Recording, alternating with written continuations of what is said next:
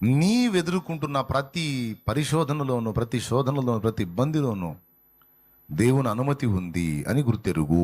ఒకటి, దేవుని సెలవైంది, లేకపోతే తోటలోకి సర్పం రాదు, నోవహు ఫ్యామిలీ శోధించబడదు. దేవుడు అనుమతి అయింది, వాళ్ళు పరిశోధించబడ్డారు, పరీక్షింపబడ్డారు. నోవా ఫ్యామిలీ గెలిచింది, ఆదాం ఫ్యామిలీ ఓడింది. ఆశ్చర్యం చెప్పనా? ఓడినా మళ్ళా వాళ్ళని సరిచేసి మళ్ళా వాళ్ళలోంచి జనములను రప్పించాడు. నోవా దగ్గరకు వచ్చేటప్పటికి మొత్తం మలినమైపోతే మళ్ళీ ఆ మిగిలిన శేషమంతా తొలగించి మళ్ళీ నోవా ఫ్యామిలీ నుంచి మళ్ళా జనాంగాన్ని తీసుకొచ్చాడు. ఇప్పుడు అందరికీ మూలపితరుడు, భూమి మీద ప్రస్తుతం ఉన్న మానవ జాతి మొత్తానికి మూలపితరుడు ఎవరో తెలుసా? నోవా. మనందరికీ తండ్రి ఎవరో తెలుసా? నోవా. అక్కడి నుంచి ఆదాం అవతలకి. వీళ్ళిద్దరూ పరీక్షకు గురయ్యారు. ఆదాం ఫ్యామిలీ గురైంది, నోవా ఫ్యామిలీ కూడా గురైంది. సరే, అక్కడి నుంచి అబ్రహాం దగ్గరికి వస్తే పాపం అబ్రహాంకి అడుగడుగున పరీక్షలే. ఎక్కడికి వెళ్ళాలో చెప్పడు. నువ్వు లేచి బయలుదేరి, నేను చూపించే దేశానికి పో అంటాడు.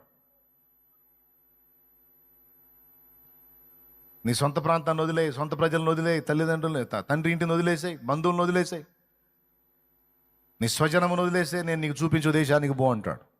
అదొక పరీక్ష. యాడికి పోవాలి అడగల, బయలుదేరాడు. అక్కడికి పోతే కరువు వచ్చింది. ఎక్కడికి పోవాలి? ఐగుప్తుకు పోయాడు. అక్కడ ఒక పరీక్ష. ఆ దరిద్రుడు శారాన్ని ఎత్తుకొని పోయాడు, ఆ ఫరోగాడు. అక్కడ ఒక పరీక్ష. అయ్యా నా భార్య, భయపడవాకు, నేను తెస్తాలే బయటికి. వాడిని టచ్ కూడా చేయనీయకుండా మళ్ళీ శారమ్మను బయటికి తీసుకొచ్చాడు. సరే, అక్కడి నుంచి మళ్ళీ కనానికి వచ్చాడు. వచ్చిన తర్వాత పిల్ల అసలు ఆశ పెట్టింది ఏంది? పిల్లగాడిని ఇస్తానని, సంతానాన్ని ఇస్తాను, నీ సంతతి వల్ల, నీ వలన భూలోకంలో వంశాలను ఆశీర్వదించబడే పెద్ద ఇంతలో వాగ్దానం ఇచ్చాడు. వాగ్దానం చూస్తే ఎంత ఉంది, నెరవేర్పు చూస్తేనే ఎంత కూడా లేదు. మీరు కూడా వాగ్దానాలు తీసుకొని ఉంటారుగా, అందరికి పెద్ద పెద్ద వాగ్దానాలు వచ్చి ఉంటాయి. వాగ్దానమేమో పెద్దది, నెరవేర్పేమో ఇంత కూడా కనపడలేదు. అది ఎట్లా?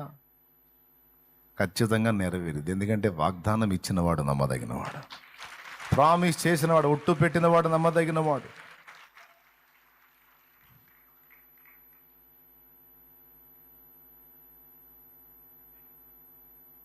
సుదీర్ఘ కాలం 25 ఏళ్ల కాలం తీసుకున్నాడు ఆ వాగ్దానాన్ని నెరవేర్చడానికి.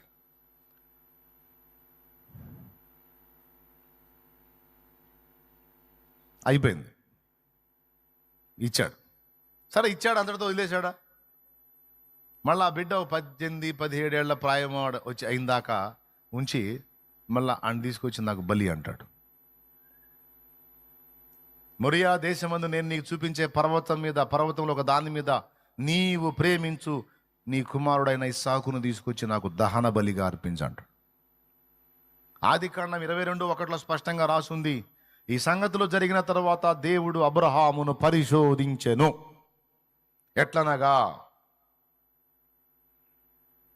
ఎట్లనగా అని మొదలుపెట్టి ఇస్సాకు బలి ఉదంతాన్ని మాట్లాడతాడు. నాకెళ్ళి చూడండి నాన్న, జస్ట్ రిఫరెన్స్ నోట్ చేసుకోండి అంతే. ఈ రకంగా చూస్తే ఇక మోషే లైఫ్, యాకోబు జీవితం అన్నీ మీరు పరిశోధిస్తే వాళ్ళు ఎంత పరిశోధించబడ్డారో, ఎలా పరీక్షింపబడ్డారో మీకు అర్థమైపోయింది. మోషేని తీసుకో, ఐగుప్తు రాజపీఠం దక్కిద్ది, కానీ ఒప్పుకోలా. దేవుని ప్రజలతో శ్రమే చాలనుకున్నాడు. అక్కడి నుంచి ఏ ప్రజల్ని రక్షించాలనుకున్నాడో వాళ్ళ ద్వారానే అక్కడి నుంచి పంపబడ్డాడు, తరమబడ్డాడు. వాళ్ళని బట్టే మిద్యానుకు పోయి అక్కడ 40 ఏళ్ళు పాపం పరిశోధన. మళ్ళీ తీసుకొచ్చి అదే మోషేని వినియోగించి మోషే ఆశించిన కార్యం మోషే ద్వారానే జరిగించాడు. అయితే మోషే అనుకున్న టైంలో కాదు, దేవుడు అనుకున్న టైంలో. అలా ఎందుకు అంత టైం తీసుకున్నాడు అనేది ఈ ఒక్క పాయింట్ గురించి చాలాసార్లు మాట్లాడాను. దాని గురించి మళ్ళీ మీకేం వివరించాల్సిన అవసరం లేదు. యోసేపు పరిశోధించబడ్డాడు, దానియేలు పరిశోధించబడ్డాడు. అట్లా భక్తులందరూ మీరు చూడండి, అపోస్తలులు కూడా పరిశోధించబడ్డారు. పౌలు శోధించబడ్డాడు, పేతురు పరిశోధించబడ్డాడు. భక్తులందరూ పరిశోధించబడ్డారు, పరీక్షింపబడ్డారు. ఫైనల్గా చెప్పాలంటే నాటి ఇశ్రాయేలు, నేటి అభినవ ఇశ్రాయేల్ అయిన సంఘము కూడా పరీక్ష పొందాల్సిందే. మనల్ని పరీక్షించున్నట్లు మన చుట్టూ వ్యతిరేక జనాంగము, వ్యతిరేక పరిస్థితులు ఉండాల్సిందే. ఇప్పుడు చెప్పండి, ఆ మాట నేను వారిని తొలగించను, వారిని తీసివేయనన్న మాట చిన్నదా?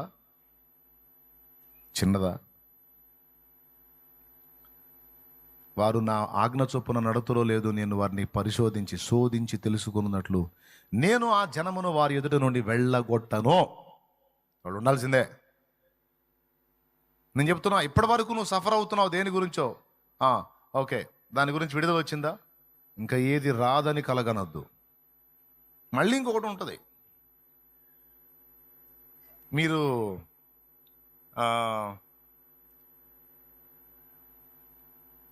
అదేమంటారు,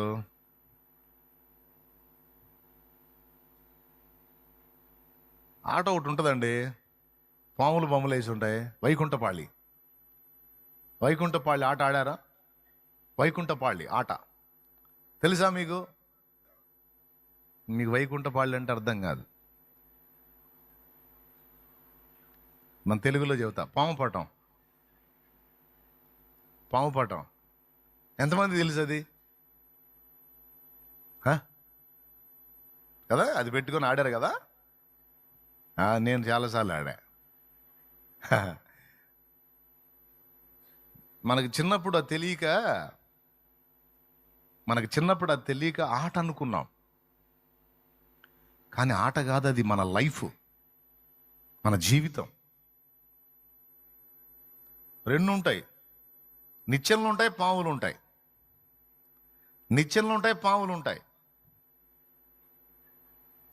అదిగో ఇది లేటెస్ట్ గేము. మేము చిన్నప్పుడు పెద్ద పట్టం ఉంటుంది, అందులో అన్ని బొమ్మలు కూడా ఉంటాయి, కోతులు, పందులు, అన్ని బొమ్మలు కూడా ఉంటాయి. పెద్ద పట్టం, దాన్ని పెట్టుకొని ఇక చింతపెక్కలు తీసుకొని రాళ్ళలో పుల్లలో పెట్టి ఇక మొదలు పెడతాం అన్నమాట. ఫైనల్లో ఏం రాస్తాడంటే పరమపద సోపానము అని రాస్తాడు. పరమపద సోపానము, పరమపదం అంటే ఇక దేవుని దగ్గరికి చేరటం. ఎక్కడి నుంచి స్టార్ట్ అయితే తెలుసా? కోతి దగ్గర నుంచి స్టార్ట్ అయింది. మీకు దొరికితే తెచ్చుకొని చూడండి ఆ బొమ్మని. ఫస్ట్ బొమ్మ కోతి ఉంటుంది. కోతి దగ్గర నుంచి స్టార్ట్ అయ్యి, మన బాల్య చేష్టలు అన్ని కోతి చేష్టలే కదా, అక్కడ నుంచి స్టార్ట్ అయ్యిద్ది. ఇంకా అక్కడ నుంచి ఇక మనం ఆడతా ఉంటే చిన్న చిన్న నిచ్చెనలు ఉంటాయి.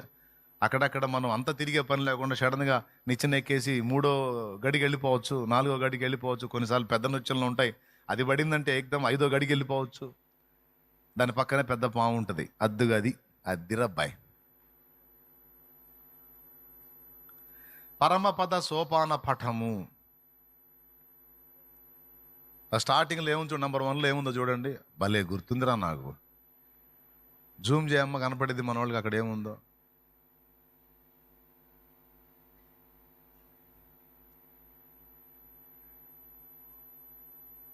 అద్దుగో నెంబర్ 1లో కోతి ఉంది చూడు.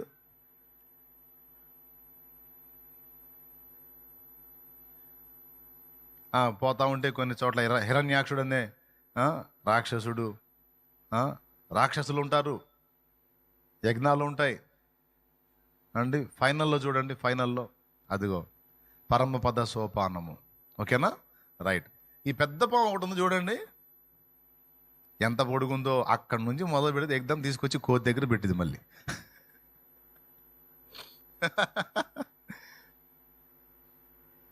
అది మనకి ఏదో ఒక ఆట చిత్రం లాగా కనపడుతుంది, కానీ మనిషి బ్రతుకు చిత్రం. అది మనిషి బ్రతుకు చిత్రం నాయన. అది ఎందుకు చెప్పానది?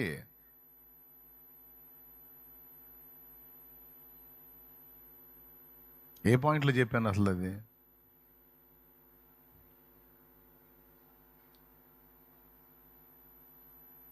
ఏమో ఎవరు గుర్తుంది? ఇంట్లో ఉంది మన వ్యవహారం.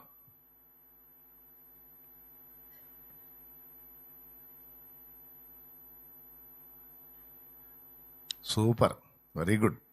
పర్వాలేదు, ఇంతమందిలో కొంచెం గ్రహణ శక్తి ఉన్న వాళ్ళు ఉన్నారు. ఒకటి అయిపోయింది అనుకొని నువ్వు సంబరపడకూడదు. ఎన్నున్నాయా? చిన్నవి పెద్దవి, చిన్నవి పెద్దవి పాములు, అన్నీ దాటుకొని పోతే అసలు దగ్గర ఇంకొకటి ఉంది. ఒకటే పెద్ద పాము, అక్కడ వేస్తే అక్కడ పడిందంటే ఎగ్జామ్ కోతి దగ్గరికి రావాలి, మళ్ళీ వచ్చి మళ్ళీ మొదలు పెట్టాలా? ఎందుకు ఈ విషయాలు చెప్తున్నానంటే, మనకి 2 అనుభవాలు దేవుడు, నిచ్చెనలు ఇచ్చాడు, పాముల్ని కూడా ఇచ్చాడు. ఒకటి అయిపోయిందిలే, ఇంకా విడుదల వచ్చేసింది, ఇంకా అమ్మయ్య అనుకుంటే కాదు, మళ్ళా ఇంకొకటి ఉంటుంది కొంచెం ప్రయాణం చేసినాక. ఇశ్రాయేలు మజిలీలు కూడా అంతే ఉన్నాయి చూడండి. ఒకళ్ళు పోతే ఐగుప్తీయుల్ని వదిలించుకుంటే ఎర్ర సముద్రం అడ్డు, మళ్ళీ వాళ్ళు ధరమటం మొదలు పెట్టారు. సరే దాటి వచ్చారు అనుకుంటే అమాలేకీయులు, ఆ తర్వాత వాగ్దత్త దేశంలో కొంతమంది, తర్వాత వీళ్ళు ఎవరండి మోయాబీయులు, వరుసగా రకరకాల పరిస్థితులు ఎదుర్కొంటూ వచ్చారు వాళ్ళు. ఐగుప్తు నుంచి బయటికి రాగానే అయిపోలా. ఐగుప్తు విడచిన ఎర్ర సముద్రము అడ్డురానే వచ్చనే, ఐగుప్తు విడచిన ఎర్ర సముద్రము అడ్డురానే వచ్చనే, నీ బాహుబలమే నాటించి శత్రువునే కూల్చెనే, నీ బాహుబలమే నన్ను దాటించి శత్రువునే కూల్చెనే, నా జీవం నీ కృపలో దాచితివే, నా జీవిత కాలమంతా ప్రభువా నీవే నా ఆశ్రయం, నా ఆశ్రయం, నా జీవం నీ కృపలో దాచితివే. అయిపోయిందా? అయిపోయిందా? ఆహా, దాటిచ్చావయ్యా, వందనాలయ్యా. అయిపోయిందా?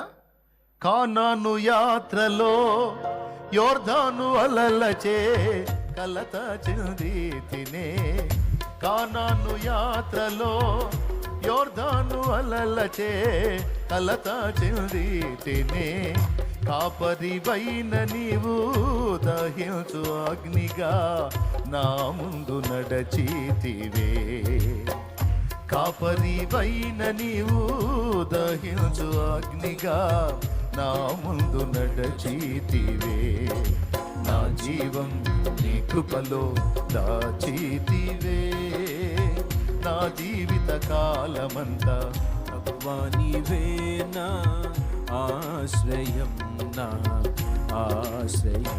హల్లెలూయా.